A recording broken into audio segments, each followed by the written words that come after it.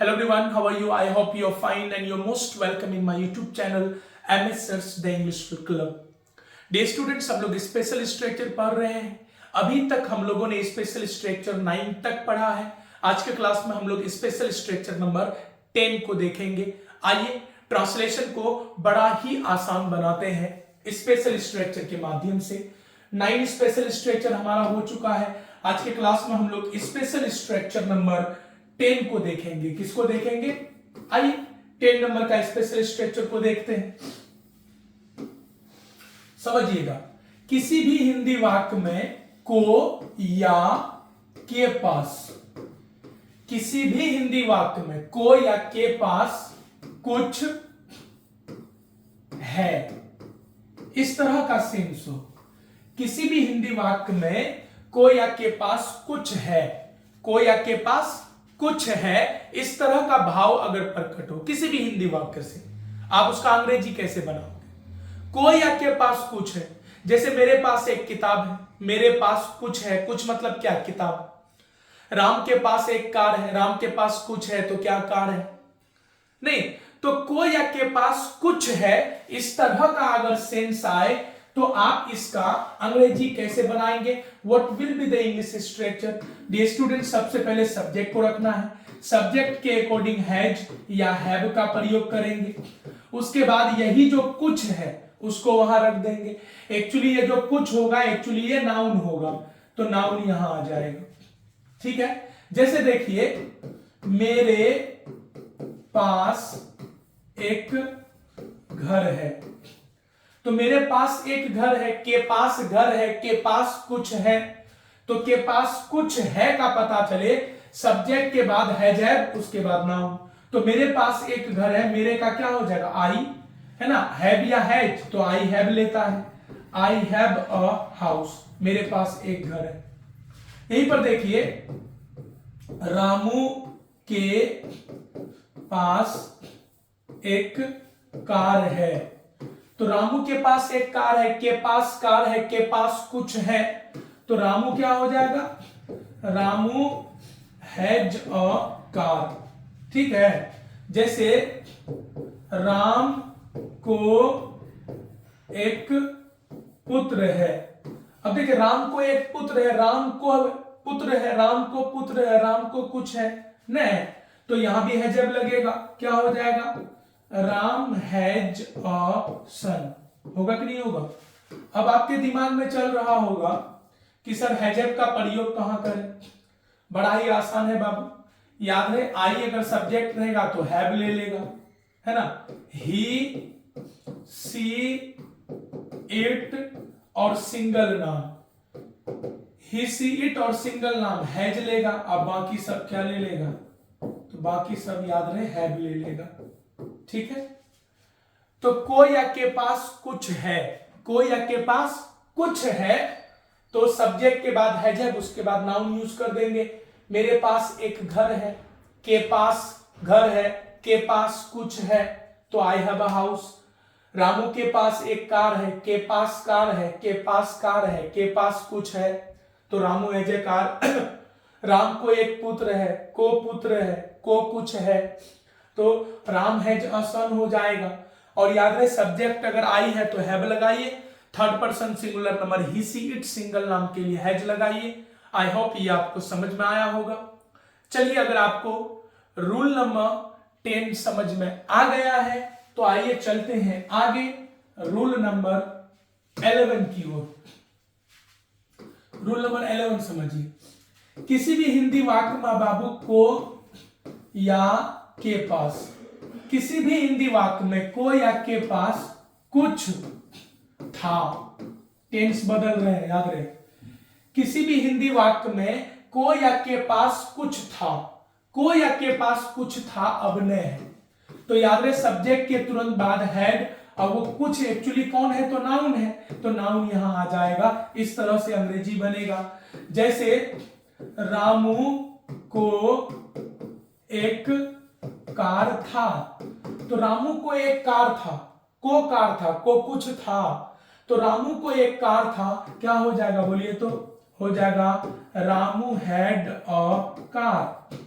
यहीं पर देखिए, मेरे पास एक घर था।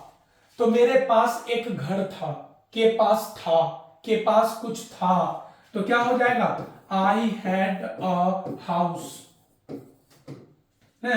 उसी तरह देखिए, रमेश को एक सुंदर पुत्री था।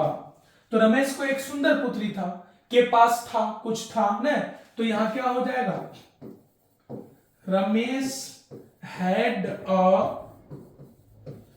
Beautiful daughter. तो याद रहे, को या के पास कुछ है तो हैजेब लगाएंगे, को या के पास कुछ था आ जाएगा तो हैजेब की जगह क्या लगाएंगे? हैड लगाएंगे। आई होप ये भी समझ में आया होगा। नहीं, स्क्रीनशॉट ले लीजिए। चलिए आगे बढ़ते हैं हम लोग। 12 नंबर देखिए, को या के पास कुछ होगा, है नहीं होगा। तो को या के पास कुछ होगा, तो समझिए को या के पास कुछ होगा, है ना, इसका स्ट्रक्चर क्या हो जाएगा, है ना, इसका अंग्रेजी आप कैसे बनाएंगे? बड़ा ही आसान है ना। सबसे पहले आप सब्जेक्ट रखोगे, सब्जेक्ट के बाद शल हैव या विल हैव का प्रयोग करेंगे, उसके बाद नाउन। ये हो जाएगा आपका स्ट्रक्चर। अब आप बोलोगे शल हैव विल हैव कहां लगाएंगे? तो याद रहे, आई एंड वी जो है शल हैव लेता है। अब बाकी जो भी सब्जेक्ट आएगा वो क्या लेगा जी? तो बाकी विल हैव लेगा। ठीक है, तो को या के पास होगा, जैसे देखिए, मेरे पास एक सुंदर घर होगा। मेरे पास एक सुंदर घर होगा, है नहीं होगा, के पास कुछ होगा, तो मेरे पास एक सुंदर घर होगा। क्या होगा बोलिए? I shall have a beautiful house, है ना। उसी तरह देखिए, उमेश को है ना एक पुत्र होगा। तो उमेश को एक पुत्र होगा, के पास होगा, को कुछ होगा, तो क्या हो जाएगा बोलिए? उमेश विल हैव अ सन। ठीक है, तो इस तरीके से बना सकते हैं। को या के पास कुछ हैव, को या के पास कुछ था, हैड, को या के पास कुछ होगा, शैल हैव या विल हैव। Any problem? चलिए इसका भी स्क्रीनशॉट ले लीजिए। आइए अब हम लोग तीनों फॉर्मूला को सिंगल फ्रेम में देखते हैं। याद रहे, को या के पास, को या के पास के साथ है लगा रहे, था लगा रहे या होगा लगा रहे। समझना है आपको कि को या के पास के साथ है लगा रहे तो सब्जेक्ट के तुरंत बाद हैज या हैव प्लस नाउन यूज करना है। को या के पास के साथ था लगा रहे तो सब्जेक्ट के तुरंत बाद हैड प्लस नाउन यूज करना है। को या के पास होगा लगा रहे तो सब्जेक्ट के तुरंत बाद शैल हैव या will have plus noun use करना है। एक वाक्य लेते हैं ना, जैसे रामू को एक घर है।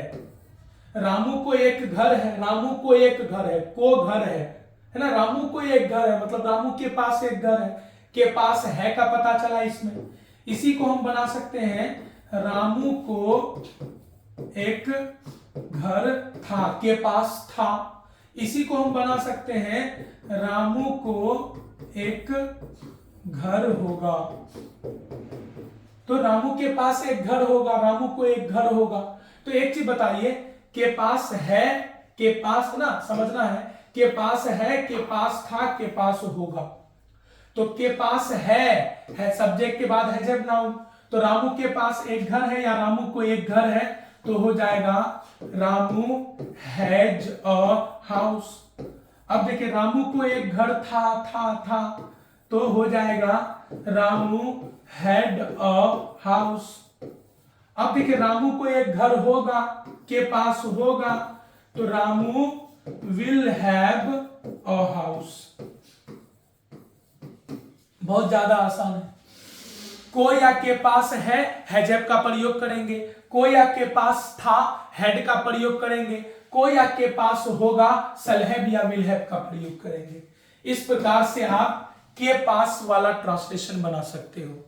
कोई आपके पास है, कोई आपके पास था, कोई आपके पास होगा। जैसे मेरे पास एक पुस्तक है तो आई हैव अ बुक, मेरे पास एक पुस्तक था, आई हैड अ बुक, मेरे पास एक पुस्तक होगा तो आई शैल हैव अ बुक। तो कोई आपके पास का पता चले, प्रेजेंट में हैज हैव, पास्ट में हैड, फ्यूचर में शैल हैव या विल हैव, है ना। ये सभी फॉर्मूला का प्रयोग कर इस प्रकार के ट्रांसलेशन को आप बनाएंगे। उम्मीद करता हूं आपको समझ में आया होगा। मिलते हैं हम लोग अगले स्पेशल स्ट्रक्चर के साथ अगले वीडियो लेक्चर में। तब तक के लिए टेक केयर, बाय बाय।